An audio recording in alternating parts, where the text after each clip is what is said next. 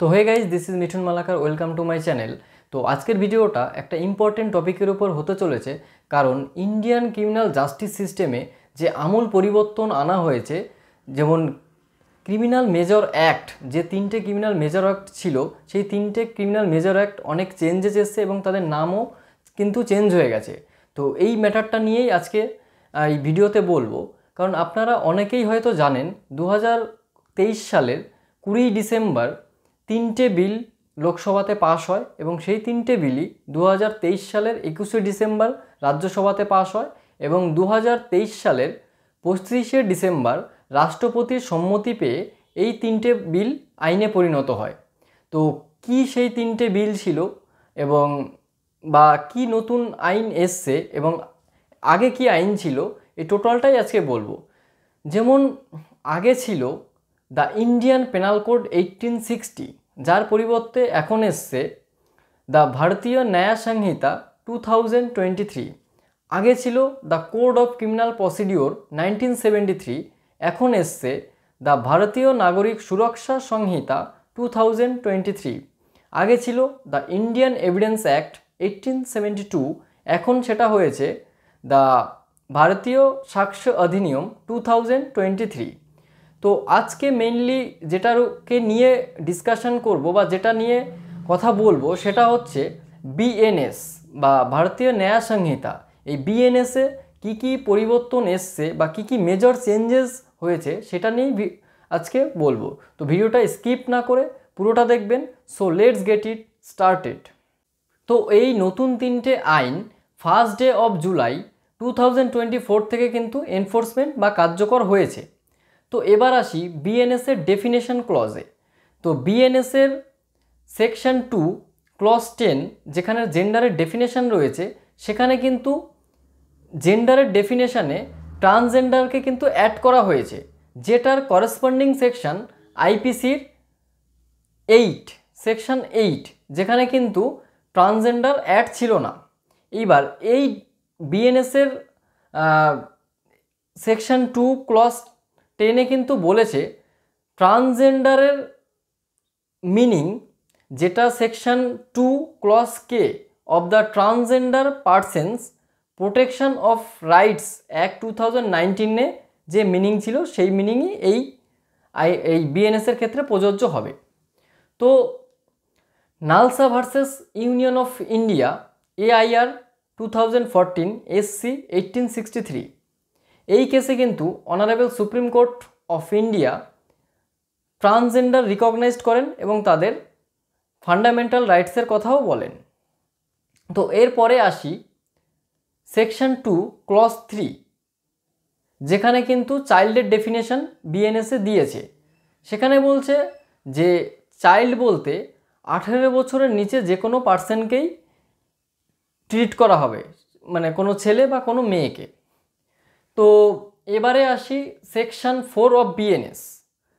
Section 4 of BNS, যেখানে কিন্তু 6 রকমের পানিশমেন্টের কথা বলা হয়েছে।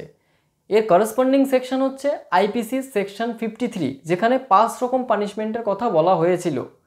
তো বিএনএসে নতুন একটা পানিশমেন্ট অ্যাড করা হয়েছে, যেটা হচ্ছে কমিউনিটি সার্ভিস।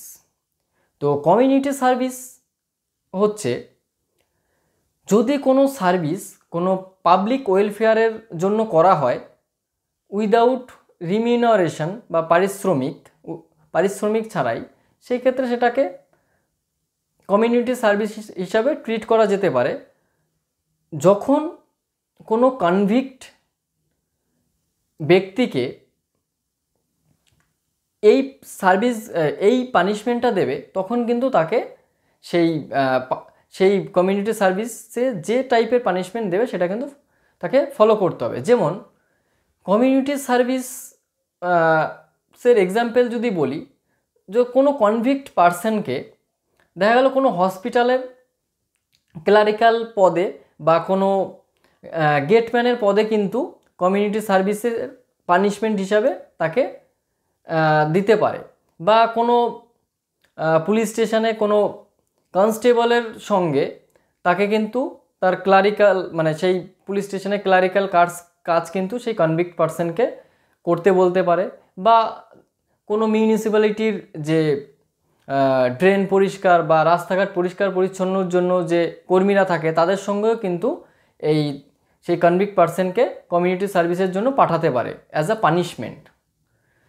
তো বিএনএসের সেকশন যেমন 202, 209, 226, 303, 355, 356 এইসব পেটি অফেন্সের ক্ষেত্রে কিন্তু কমিউনিটি সার্ভিস পানিশমেন্ট হিসেবে দিতে পারে কোর্ট।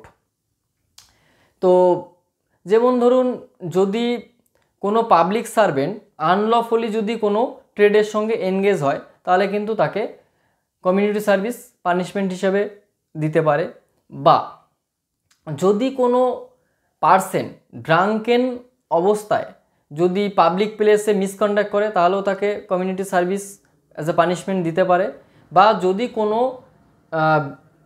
কনভিক্টেড পার্সন যদি কোনো 5,000 টাকার নিচের মূল্যের যদি কোনো কিছু চুরি করে এবং সেই স্টোলেন প্রপার্টিটা যদি সে রিটার্ন দেয় বা সেটা যদি রিস্টোরেশন করা যায় বা সে যদি প্রথম অফেন্স করে থাকে, সেই ক্ষেত্রে কিন্তু তাকে কমিউনিটি সার্ভিস পানিশমেন্ট হিসেবে দেওয়া যেতে পারে।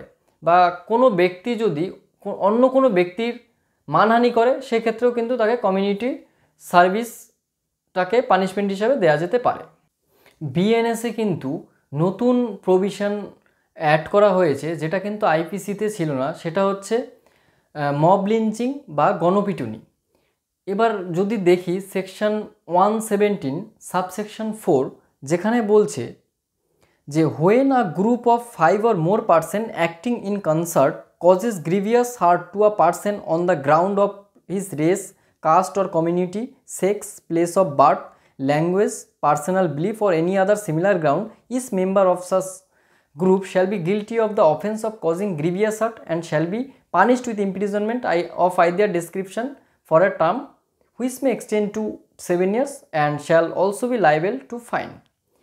তো এই গ্রাউন্ডগুলোর মধ্যে কোনো গ্রাউন্ডকে যদি কেন্দ্র করে, যেমন race, caste, community, sex, place of birth, language, personal belief, এই গ্রাউন্ডগুলোর মধ্যে কোনো গ্রাউন্ডকে কেন্দ্র করে যদি 5 জন বা তার অধিক কোনো ব্যক্তিরা মিলে অন্য কোনো ব্যক্তিকে গ্রিভিয়াস হার্ট করে তাহলে কিন্তু তাদের 7 ইয়ার্স অবধি ইমপ্রিজনমেন্ট হতে পারে এবং ফাইন হতে পারে। এবং এই মামলাটা কিন্তু বিচারাধীন হবে কোর্ট অফ সেশনে বা দায়রা আদালতে। Same section 103 subsection 2 of BNS, যেখানে বলছে যে এই গ্রাউন্ডগুলোর মধ্যে, যেই গ্রাউন্ডগুলো আমি বলছি, যেমন race, caste, community, sex, place of birth, language, personal belief, এই গ্রাউন্ডগুলোর মধ্যে কোনো গ্রাউন্ডকে কেন্দ্র করে যদি 5 জন বা তার অধিক ব্যক্তিরা মিলে অন্য কোনো ব্যক্তিকে মার্ডার করে বা হত্যা করে তাহলে কিন্তু তাদের ইমপ্রিজনমেন্ট ফর লাইফ, তাদের কিন্তু যাবজ্জীবন কারাদণ্ড হবে বা মৃত্যুদণ্ড হবে বা ফাইন হতে পারে। তো এরপরে আসি সেকশন 116। এই সেকশন 103 সাবসেকশন 2ও কিন্তু নতুন এই বিএনএসে অ্যাড করা হয়েছে। এইবার আছে সেকশন 116।